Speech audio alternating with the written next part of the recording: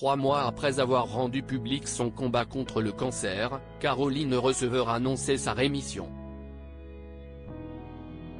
Malheureusement, la maladie n'a pas été éradiquée complètement après les traitements et l'influenceuse se voit désormais contrainte de suivre de nouvelles séances de chimiothérapie contrairement à ce qui était prévu. Si est sans doute une petite déception qu'a ressenti Caroline Receveur en apprenant que le cancer du sein dont elle souffre n'était pas complètement guéri.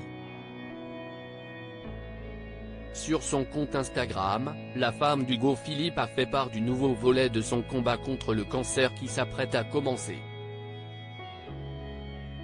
Les analyses ont montré qu'il restait quelques petites cellules cancéreuses dans les tissus qui ont été retirés pendant ma mastectomie, a-t-elle fait savoir. Le cancer pas totalement éradiqué pour écarter tout risque de rechute, Caroline Receveur doit de nouveau suivre des séances de chimiothérapie. Un processus mis en place par précaution, pour ne prendre aucun risque, même si tout a été retiré, nous avons décidé avec mes docteurs d'ajouter un peu de chimiothérapie à mon immunothérapie afin d'éviter toute récidive. On est vraiment sûr de la prévention et si est rassurant de ne rien laisser passer. Le 9 octobre dernier, Caroline Receveur publiait une vidéo d'elle, le crâne rasé, dans les couloirs de l'hôpital où elle a suivi tous ses traitements. On la voyait sonner la cloche de l'espoir, une tradition souvent adoptée par les établissements soignant les cancers, synonyme d'avancée encourageante vers la guérison.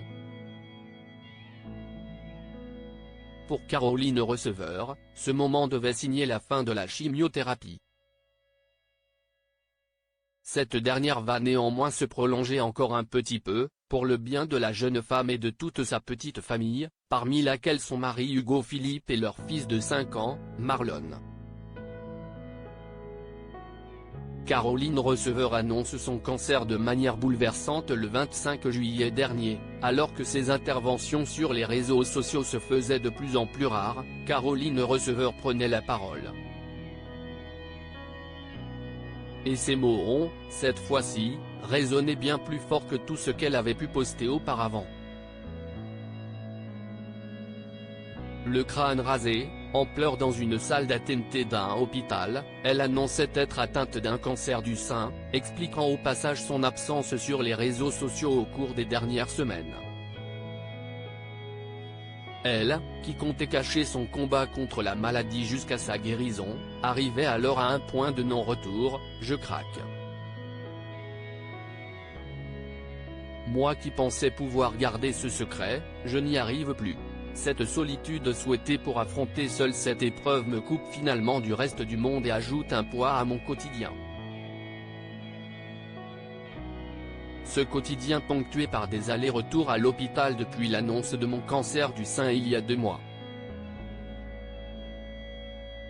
Un cancer du sein agressif, certes, mais détecté à un stade précoce. Un dépistage qui lui permet aujourd'hui de toucher du doigt une guérison totale.